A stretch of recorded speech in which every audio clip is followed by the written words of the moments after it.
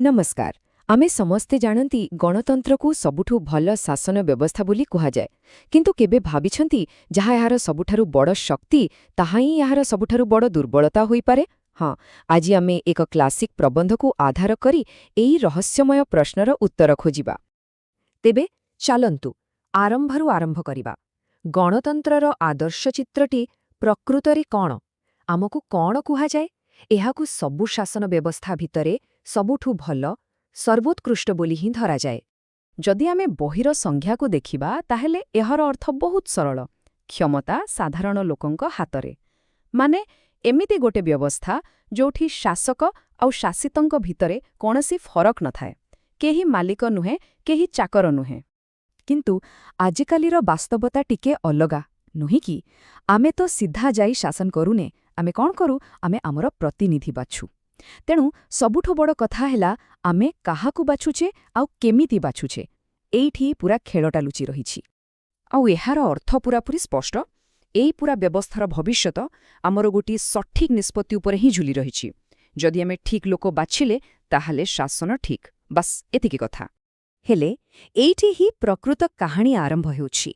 आदर्श आउ वास्तवता भितरे जो फांक रहिछि, आजिर आमर आलोचना सेइठु ही आगुकु बढ़िब। गोटे बहुत बड़ प्रश्न एठी उठुछि, आउ एई प्रश्न उपरे ही पूरा प्रबंधटी आधारित। भाबन्तु तो, जदि लोकंक पाखरे ही भूल खबर पहुंचे, जदि जनता निजे ही अज्ञा रही जाते, ताहाले कौन हब? एही प्रबंधरे गोटे बहुत शक्तिशाली कथा कुहा जाइछि, जोठी लोकंकर भल आउ मंद भितरे फरक जानिबार शक्ति न थाए, सेठारे केवल प्रोपगांडा बा मिछ प्रचार ही जीते। अर्थात जो माने कम जानती सेमानंकु बाटबणा करिबा सबुठु सहज। एई जो गभीर कथाटा एहाकु बुझाइबा पई प्रबंधरे गोटे बढ़िया लोक कथा दिया जाइछि। चालंतु सेही कहानी माध्यमरे एहाकु बुझिबाकु चेष्टा करिबा। कहानीर आरंभरे अछंती जणे भारी सच्चोट ब्राह्मण। तांको उपहाररे गोटे छेଳି मिलिला, आउ से ताकु निज कांधारे पके घरको फेरुथांती। तेबे एठी छेଳି हेउछि सत्यर प्रतीक, आउ ब्राह्मण जानिछंती जे से सतको ही बोहुछंती। हठात रास्तारे जणे धूर्त लोक सह तांकर देखा हेला। से पचारिला, आज्ञा, आपण ए कुकुरटाकु कांधरे काहींकी बोहुछंती?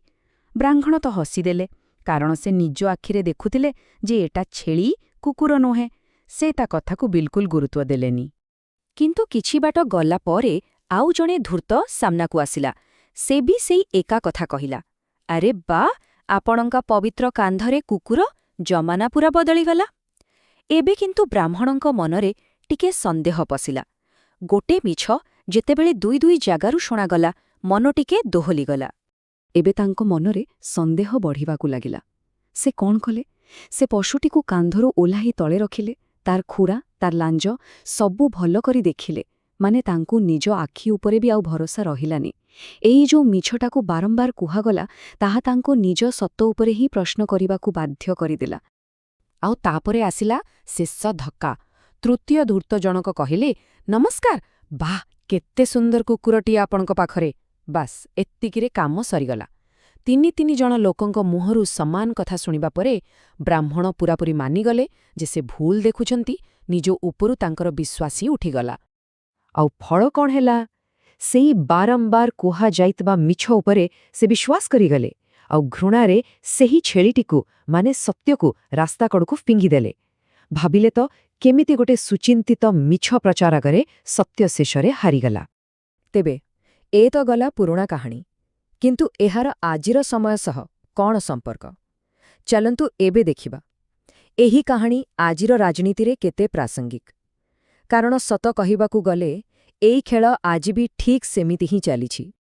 एबे आसंतु काहानीर पात्रमानंकु आजिर दुनिया सह जोड़िबा।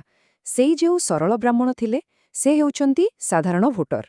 छेଳି जाहाकु फिंगी दियागला, ताहा हेउछि प्रकृत सत्य। आउ सेई तिनि जण धूर्त, सेमाने हेउछंती आजिर सुचिंतित सुसंगठित प्रचार बा प्रोपागांडा। आउ आजिर दुनियार धूर्तमानंक पाखरे तो आहुरी विपज्जनक अस्त्र अछि। खबर कागज, रेडियो, टीवी ठारू आरंभ करी आजिकालीर सोशल मीडिया पर्यंत ए सबुकु व्यवहार करा जाए लोकंक मतकु निज आड़कु आनिबा पई। आउ ए सबु पछरी कोटी कोटी टंका खर्च हुए। ए सबुर लक्ष्य कौन? लक्ष्य बहुत सीधा साधा। କଳାକୁ ଧଳା ଆଉ ଧଳାକୁ କଳା କରି ଦେଖାଇବା ମାନେ ବାସ୍ତବତାକୁ ଏମିତି ଭାବରେ ମୋଡ଼ି ଦିଆଯାଏ ଯେ ଲୋକେ ଶେଷରେ ଭୁଲକୁ ଠିକ୍ ଆଉ ଠିକ୍କୁ ଭୁଲ ବୋଲି ଭାବିବାକୁ ବାଧ୍ୟ ହୁଅନ୍ତି। ଏଇ ପ୍ରବନ୍ଧରେ ଆଉ ଗୋଟିଏ କାହାଣୀର ଉଦାହରଣ ଦିଆଯାଇଛି, ଦୁଇ ବିଲେଇ ଆଉ ମାଙ୍କଡ଼ର କାହାଣୀ। ଯେତେବେଳେ ଜନତା ଠକାମିର ଶିକାର ହୁଏ, ତାର ପରିଣାମ କ'ଣ ହୁଏ? ଠିକ୍ ସେହି ମାଙ୍କଡ଼ ଭଳି, ଯିଏ ବିଲେଇମାନଙ୍କ ଝଗଡ଼ାର ଫାଇଦା ଉଠେଇ ପୂରା ପିଠାଟା ନିଜେ ଖାଇଦିଏ। ଠିକ୍ ସେମିତି କିଛି ନେତା ଲୋକଙ୍କ ଭିତରେ ଝଗଡ଼ା ଲଗେଇ ସବୁ ଫାଇଦା ନିଜେ ଉଠେଇ ନିଅନ୍ତି। ତେବେ ଏତେ ସବୁ କଥା ପରେ ମନରେ ପ୍ରଶ୍ନ ଆସେ, ଏଥିପାଇଁ ପ୍ରକୃତରେ ଦୋଷୀ କିଏ? ଚାଲନ୍ତୁ ଏବେ ଆମ ଆଲୋଚନାର ଶେଷ ଭାଗକୁ ଯିବା ଆଉ ଦେଖିବା ଏ ପ୍ରବନ୍ଧ ପ୍ରକୃତରେ କାହାକୁ ଦାୟୀ କରୁଛି। ଆଉ ଏଇଠି ଗୋଟେ କଥା ସ୍ପଷ୍ଟ ଭାବେ ବୁଝିବା ଦରକାର, ପ୍ରବନ୍ଧଟି ଗଣତନ୍ତ୍ର ବ୍ୟବସ୍ଥାକୁ ଭୁଲ ବୋଲି କହୁ ନାହିଁ, ନା ବିଲକୁଲ ନୁହେଁ। ବରଂ ଏହା କହୁଛି କି ଯେତେବେଳେ ନାଗରିକମାନେ ନିଜେ ଶିକ୍ଷିତ ଆଉ ସଚେତନ ନୁହନ୍ତି, ସେତେବେଳେ ଏଇ ମହାନ ବ୍ୟବସ୍ଥା ବିଫଳ ହୋଇଯାଏ। ଏଥିପାଇଁ ଆଉ ଗୋଟେ ଜବରଦସ୍ତ ଉଦାହରଣ ଦିଆଯାଇଛି। ଯଦି ଗୋଟେ ଗଧିଆ ମେଣ୍ଢା ଚମଡ଼ା ପିନ୍ଧି ମେଣ୍ଢାପଲ ଭିତରେ ପଶିଯାଏ ଆଉ ଗୋଟି ଗୋଟି କରି ସମସ୍ତଙ୍କୁ ଖାଇଯାଏ, ତେବେ ଦୋଷ କାହାର? ଗଧିଆର ନା ସେଇ ମେଣ୍ଢାପଲର, ଯିଏ ତାକୁ ଚିହ୍ନି ପାରିଲାନି? ଏ ପ୍ରଶ୍ନ ପୂରା ଦୃଷ୍ଟିକୋଣକୁ ହିଁ ବଦଳାଇ ଦେଉଛି। ଆଉ ଏଇଠି ହିଁ ଆସୁଛି ପୂରା ପ୍ରବନ୍ଧର ସାରାଂଶ। ଗଣତନ୍ତ୍ରର ସଫଳତା ଦୁଇଟି ଜିନିଷ ଉପରେ ନିର୍ଭର କରେ। ଗୋଟିଏ ହେଲା ଗଣଶିକ୍ଷା ଆଉ ଦ୍ୱିତୀୟଟି ହେଲା ଗଣଚେତନା। ଯଦି ଏ ଦୁଇଟା ଜିନିଷ ନାହିଁ, ତାହେଲେ ଗଣତନ୍ତ୍ରର ଯେତେ ବି ବଡ଼ ପ୍ରତିଶ୍ରୁତି ଥାଉ ନା କାହିଁକି, ସେ ସବୁ କେବଳ ଗୋଟେ ମାୟା, ଗୋଟେ ଭ୍ରମ ହୋଇ ରହିଯିବ। ତେଣୁ ଶେଷରେ ପ୍ରଶ୍ନ ବ୍ୟବସ୍ଥା ଉପରେ ନୁହେଁ, ପ୍ରଶ୍ନ ଆମ ଉପରେ। ସିଷ୍ଟମ ଖରାପ ନୁହେଁ, ପ୍ରଶ୍ନ ହେଉଛି ଆମେ ଏଥିପାଇଁ ପ୍ରସ୍ତୁତ କି? ଜଣେ ସଚେତନ ନାଗରିକ ଭାବରେ ଗଣତନ୍ତ୍ରକୁ ସଫଳ କରିବାର ଦାୟିତ୍ୱ କ'ଣ ଆମେ ନେବାକୁ ପ୍ରସ୍ତୁତ? ଏହି ପ୍ରଶ୍ନର ଉତ୍ତର ଆମ ସମସ୍ତଙ୍କୁ ନିଜ ଭିତରେ ହିଁ ଖୋଜିବାକୁ ପଡ଼ିବ।